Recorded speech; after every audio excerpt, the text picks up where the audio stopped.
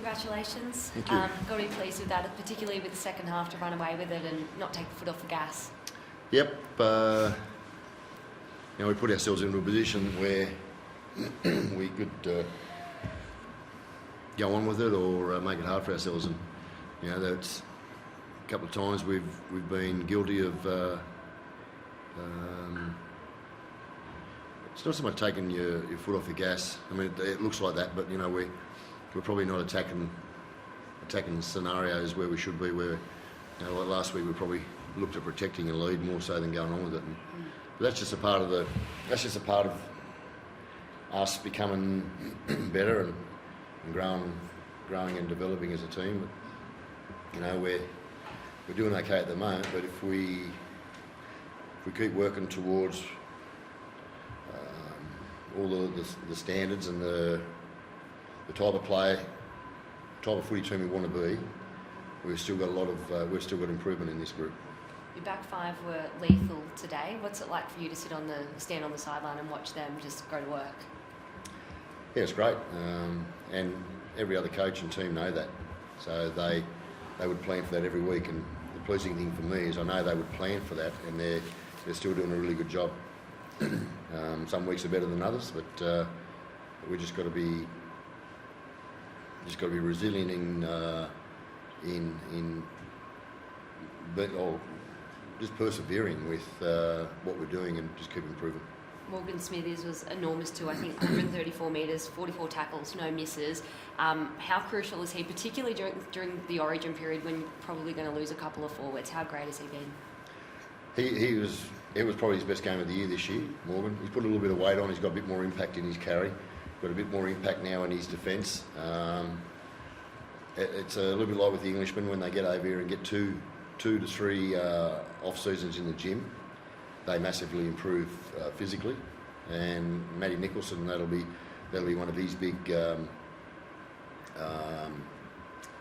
strengths going forward. He's only a young player. I mean, Morg's only 23, but he does do a lot of work on the field. He cleans up a lot of work, and he cleans up a lot of stuff in defence.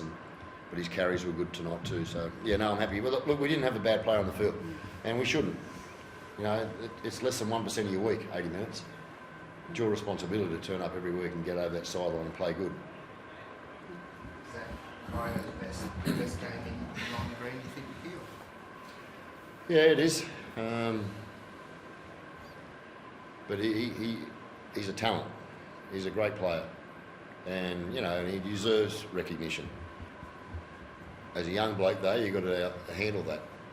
All the great players who represent their countries or represent at a Origin level, they handle the accolades and move on with it, and he will. He's a very level-headed young bloke, and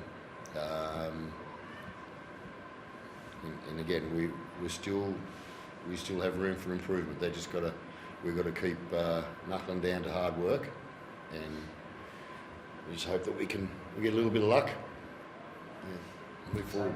So it was a hard day at the office last week. That was a hell of a response there from that kid. Massive, yep. Yeah, it's. We talked about maturity, he and I. There's a chat we had before the game that where he's got to find that maturity in his game, and he did tonight. So he gets targeted a lot, and tonight he was physically he was a presence. We've seen some incredible tries over the weekend, but that desperation is shown by Seb Chris tonight to, keep that ball alive that Hudson put the kick in for. So you must both be so impressed with that don't give up to the end kind of attitude. Yeah, definitely. I think Sebi in those areas this year has been unreal. Like Seb said, as a team we're happy where we are, but we're not comfortable either. We've still got a lot to learn and grow as a team, and those little efforts is what we talk and what Stick talks about all week. Ricky, going back to Xavier,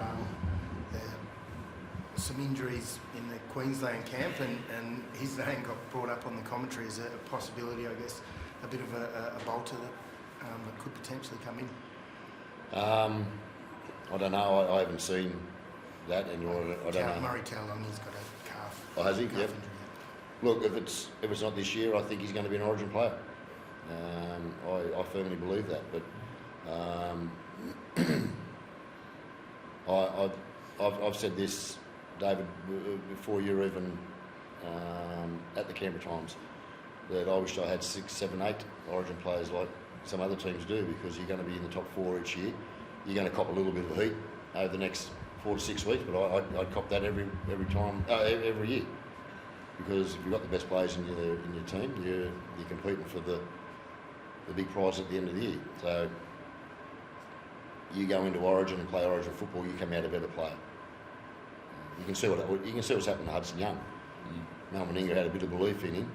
He picked him, and the belief he was shown through Mal, and then how well he played for Australia, he's had the best off-season he has had since he's been here. You see what Joe plays international football. You come back from international football, and Joe's played it for Joe and Papa and all those boys. They go and play international football. They come back better people, better players, I should say. So same question, how far off is Ethan Strange from representative football? Oh, I don't know. I don't know what selectors think, but Ethan Strange is going to be a rep player. Ethan Strange is going to play Origin football. I said that today. There was a comment in the paper. Did you ask me? A comment from Gus that he believes he's a Origin player, and he is. 100% he's an Origin player. It mightn't happen this time around, but he's an Origin player. I think Hudson Young should be starting. And I think Corey Horsburgh will get picked as well. I'd start Corey. I mean, Corey's Corey makes a difference to your forward back, especially when he runs direct. But Hudson Young, Hudson hasn't been shown any faith in over the years as an Origin player. And look, I get it. Every coach has got their own opinions, and I'm not being biased. I'm just telling you what I'm seeing at the moment. But Hudson should be starting in this Origin team this year. He's a form back row of the competition. It was a great announcement to start the week, about Tom Starling signing for another 2 years. This club looks to be heading in a really positive direction. How important was that signing for you guys, Ricky?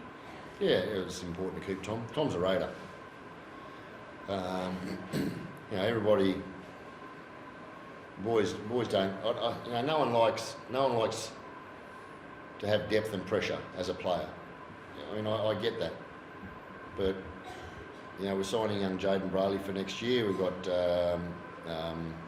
Owen coming through developing. I apologise to Owen every week. Simi Sasangi every week. I just can't get him enough minutes at the moment, and it's so hard. So hard when you're trying to develop young players, but it's also so hard when you're trying to win. And he got 9 minutes last week. He probably got about 18 this week, or probably less. It's so hard because you want to win, but I also want to develop these younger players. But without that pressure, and without Danny Levi sitting in behind Tommy and Owen, there's pressure in the halves. There's when you're categorising a roster, you can only have so many positions where there's pressure. So we've made a decision where we want to have pressure on players, and it's like our middles. We've got middles that are sitting out at the moment playing second grade. Kasami and Trey Mooney, they're NRL players. But who do I drop to get them in? It's frustrating for those boys, and I deal with it every week with them. But we've got to win. We've got to look after the club first. I